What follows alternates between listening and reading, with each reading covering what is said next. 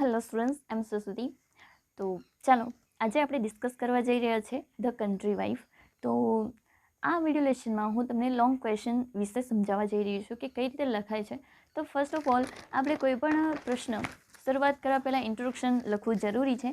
તો જેમ કે હું તમને સ્ક્રીનશોટ આપી દઈશ તો ઇગ્નોર કરજો મારી હેન્ડરાઇટિંગને, પણ આઈ થિંક જરૂરી છે તમારા માટે. આ કદાચ તમને એક્ઝામમાં પૂછાઈ શકે છે. તો ચાલો આપણે જોઈએ ઇન્ટ્રોડક્શન. ફર્સ્ટ તમે સ્ક્રીનશોટ જોઈ શકો છો સ્ક્રીન પર.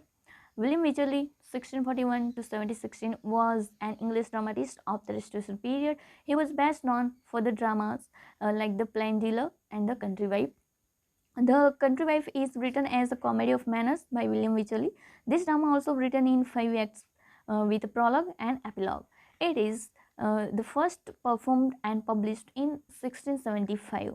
તો જેમ કે ઇન્ટ્રોડક્શનમાં આપણે જેટલું બને એટલું મીડિયમ જ આપણે એડ કરવાનું હોય છે. તો આપણે પહેલાં તો એ જોવાનું કે વિલિયમ વિચરલી, જેમનો જન્મ 1641માં થયો હતો અને મૃત્યુ 1716માં થયું હતું, કે જેઓ અંગ્રેજી ડ્રામાટિસ્ટ તરીકે રેસ્ટોરેશન પીરિયડમાં ખૂબ જ પ્રખ્યાત હતા. તેમનો જે બેસ્ટ નોટ ડ્રામાઝની વાત કરીએ, તેમના જાણીતા ડ્રામાઝની વાત કરીએ તો ધ પ્લેન ડીલર છે અને ધ કન્ટ્રી વાઇફ છે, જે કોમેડી ઓફ મેનર્સમાં જાણીતા છે. તો આ પણ ફેમસ છે. પછી વાત કરીએ ધ કન્ટ્રી વાઇફ, જે છે એક કોમેડી ડ્રામા છે, કોમેડી ઓફ મેનર્સમાં લખવામાં આવી છે, જે વિલિયમ વિચરલી દ્વારા લખેલ છે. અને આ જે ડ્રામા જે છે ને એમાં 5 એક્ટ્સમાં લખવામાં આવેલું છે. ઓકે, એન્ડ સાથે પ્રોલોગ અને એપિલોગ પણ એડ કરવામાં આવેલું છે. ઓલરાઇટ, બીજી વસ્તુ આપણે ધ્યાનમાં રાખીશું કે આ જે ધ કન્ટ્રી વાઇફ જે છે એ પહેલી વાર પરફોર્મ કરવામાં આવ્યું હતું 1675માં અને પબ્લિશ પણ 1675માં પણ પબ્લિશ કરવામાં આવેલું હતું.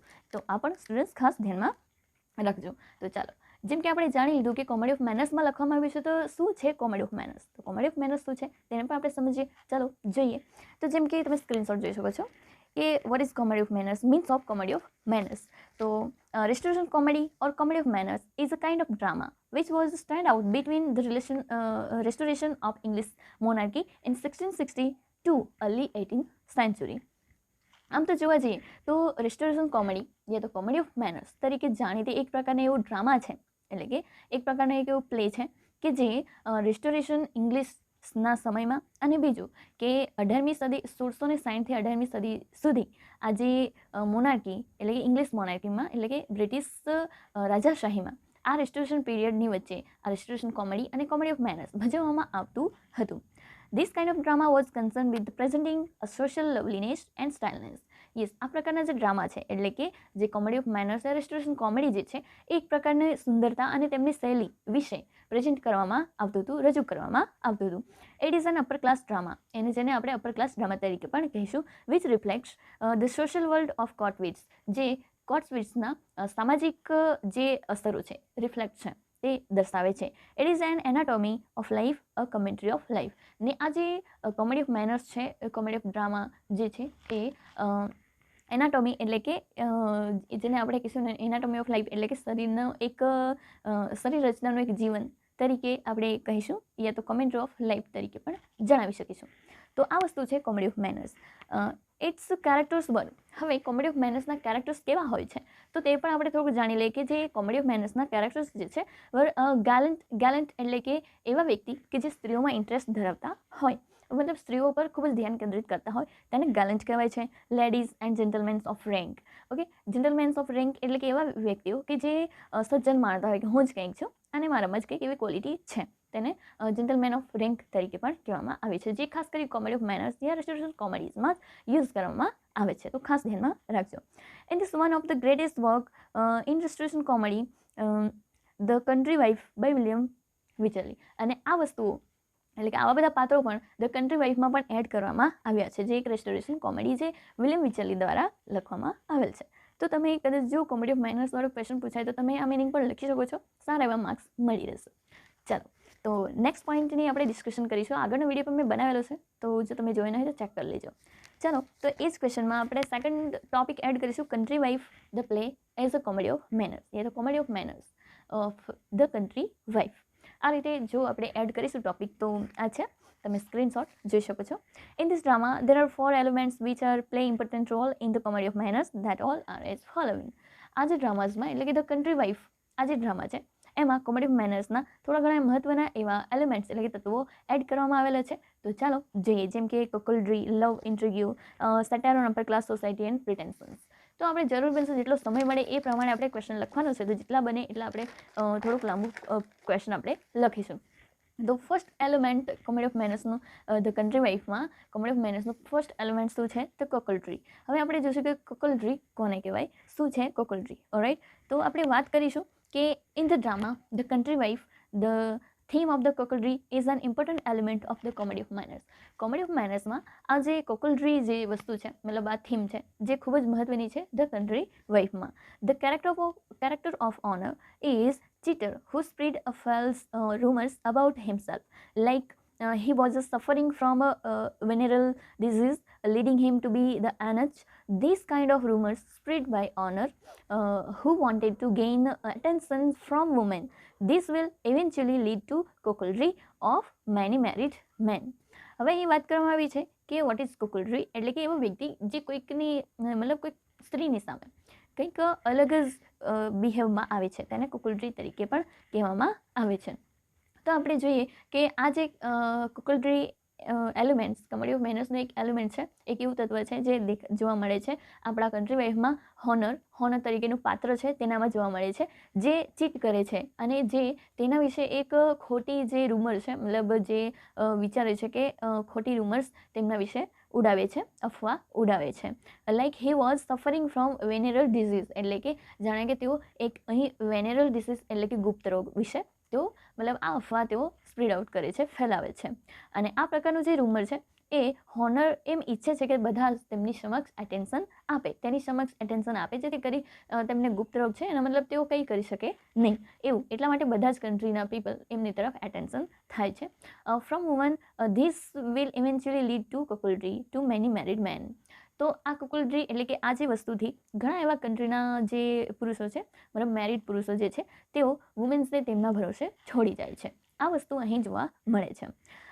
The idea of cuckoldry is very much satirise in the play. આ પ્લેમાં ધ કન્ટ્રી વાઇફ પ્લેમાં આ એક ખૂબ જ સેટેરાઇઝડ કહી શકાય, એટલે કે હાસ્યપદ કહી શકાય જે છે. એન્ડ ઇટ ઇઝ આયરનિક એટલે કે કટાક્ષ મૂકે છે તેવું કહી શકાય. Because woman support the idea of cuckoldry and seen when they believe that woman can have sexual relationship even after marriage. તો અહીં વાત કરવામાં આવી છે કે મતલબ એને આ પ્લેને આપણે એક આયરનિક પ્લે પણ કહી શકીશું, જે કટાક્ષ કરતું નાટક પણ કહીશું. કારણ કે જે સ્ત્રીઓ જે છે ને તેમને એક મેઇન આઈડિયા ઉપર તેઓ ડિપેન્ડન્ટ હોય છે, કે જેમને એ રીતે જોવામાં આવે છે કે જે કોઈ પણ સ્ત્રીઓ છે તેઓ તેમની સાથે સેક્સ્યુઅલ જાતીય રિલેશનશિપમાં બંધાઈ જાય ને મતલબ લગ્ન પછી. And this play moves around this theme. અને આ જે પ્લે છે આપણું ધ કન્ટ્રી વાઇફ આ કોકલડ્રી ઉપર અરાઉન્ડ ફરે છે એમની મેઇન થીમ્સ. તો આ વસ્તુ છે કોકલડ્રી. રાઈટ, તો આશા રાખું છું તમને આના પર પણ ખ્યાલ આવેલો હશે. તો ચાલો આપણે next theme element comedy of મેનર્સનું એલિમેન્ટ જોઈશું, લવ ઇન્ટ્રીગ્યુ. હવે લવ ઇન્ટ્રીગ્યુ એટલે કે પ્રેમનું ષડયંત્ર. The another important element is love intrigue that is associated with the comedy of manners. Comedy of manners નું એક આ કનેક્ટેડ એલિમેન્ટ છે. બીજું એક મોસ્ટ ઇમ્પોર્ટન્ટ એલિમેન્ટ તત્વ તરીકે કહી શકીશું લવ ઇન્ટ્રીગ્યુ એટલે કે પ્રેમનું ષડયંત્ર. The love intrigue moves around the friendship between two friends, servants, familiars, and love among couples. These kind of relationships are introduced in the play of Comedy of Manners. The play, The Country Wife, 1675, shows this development of relationship. Honor shows this good relationship with his two friends, Frank Harcourt and Mr. Dorilent. They talk about women, wine, and their friendship. This reflecting the bond and love intrigue among friends. હવે લવ ઇન્ટ્રીગ્યુ ક્યાં ક્યાં આવે તો આમ તો જોવા જઈએ કે આજે આપણા ડ્રામા છે આ પ્લેમાં લવ ઇન્ટ્રીગ્યુ ઘણી બધી જગ્યાએ જોવા મળે છે, જેમ કે ફ્રેન્ડશિપ્સ છે, મિત્રતાની વચ્ચે, બે મિત્રોની વચ્ચે, સર્વન્ટ્સની વચ્ચે, સાથે ફેમિલીઝની વચ્ચે અને બે લવિંગ કપલની વચ્ચે પણ જોવા મળે છે. શું તો આજે કોમેડી ઓફ મેનર્સનું એક એલિમેન્ટ લવ ઇન્ટરવ્યૂ. બીજી વસ્તુ છે કે આ પ્રકારના રિલેશન આ પ્રકારના જે સંબંધો જે છે ને તે ઇન્ટ્રોડ્યુસ થાય છે આપણા આ કોમેડી ઓફ મેનર્સમાં. અને આપણી જે કન્ટ્રી વાઇફ જે 1675માં પબ્લિશ થઈ છે તે આપણને આ એક બતાવે છે, મતલબ એક પ્રકારનું ડેવલપમેન્ટ બતાવે છે, રિલેશનશિપનું એક ડેવલપમેન્ટ બતાવે છે, જ્યાં હોનર જે છે એ ઓડિયન્સને એ બતાવે છે કે તેઓના સારા રિલેશનશિપ છે તેમના મિત્રો સાથે, જેમ કે તેમનો મિત્ર છે ફ્રેન્ક હાર્કોટ અને મિસ્ટર ડોરીલેન્ડ. તેઓ તેમની સાથે ફ્રેન્ડશિપ નિભાવે છે. બીજું કે તેમની જે આ મિત્રતા છે તેઓ હંમેશા વાતચીત કરે છે અબાઉટ વુમેન સ્ત્રીઓ વિશે અને તેમની ફ્રેન્ડશિપ વિશે. અને આ જે વસ્તુ છે એટલે કે તેમના સંબંધો જે છે ને એ અસરકારક બને છે તેમના લવ ઇન્ટરવ્યૂ અમંગ તેમના ફ્રેન્ડ્સની વચ્ચે, તેમના મિત્રોની વચ્ચે એક લવ ઇન્ટરવ્યૂ બની જાય છે.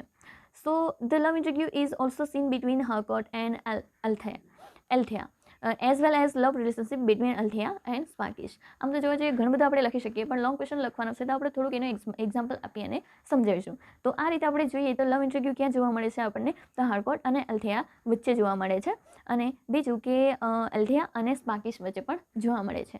તો અહીં બે વ્યક્તિ છે, બે વ્યક્તિ સાથે લવ ઇન્ટરવ્યૂ રાખે છે, જેમ કે અલ્થિયા છે. ઓલરાઈટ, તો આ વસ્તુ પણ આમાં કોમેડી ઓફ મેનર્સમાં સમજાવવામાં આવેલ છે. નેક્સ્ટ જોઈએ satire on upper class society.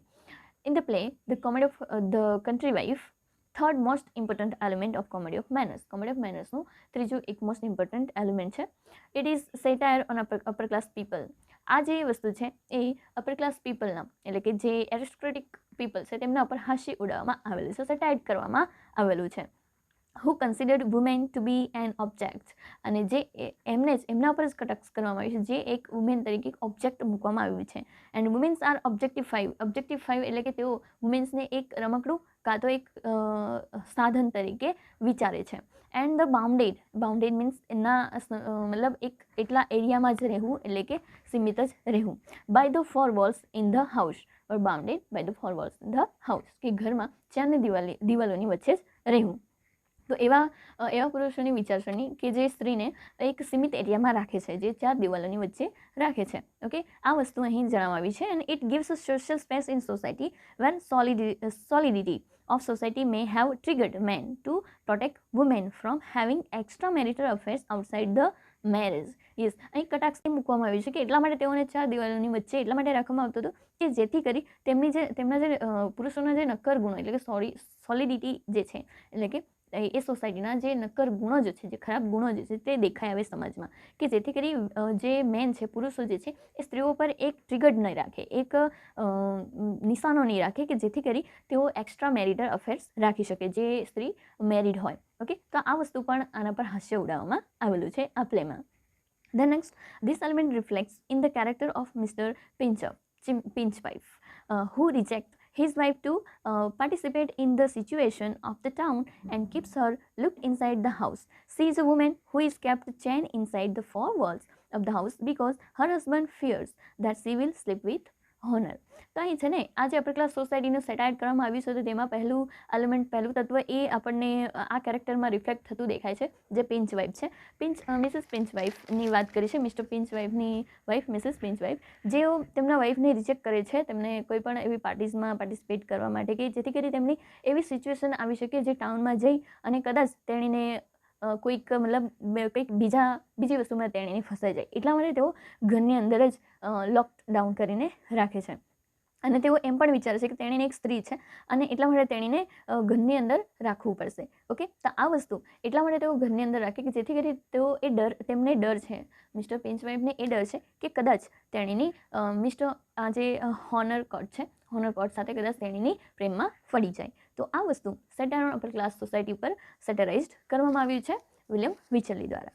તો આશા રાખું છું કે તમને આ કોમેડી ઓફ મેનર્સ વિશે ખ્યાલ તો આવી ગયો હશે કે વોટ ઇઝ ઇટ, આ શું છે, કઈ રીતે યુઝફુલ બનેલું છે ડ્રામાઝમાં. તો આ બધી વસ્તુ આપણે આમાં શોર્ટકટમાં જોઈ ગઈ છે અને આવી રીતે નેક્સ્ટ વિડીયોમાં પણ સમજાવીશું. કન્ક્લુઝન છે જે મેં તમને આપી દીધું છે, તો સ્ક્રીનશોટ લઈને તમે તમારી રીતે નોટ ઇટ ડાઉન કરી લેજો. તો ચલો આવી રીતે આપણે નેક્સ્ટ વિડીયો લેસનમાં મળીશું. ત્યાં સુધી bye, have a good day, thank you for watching. જય હિન્દ, જય ભારત.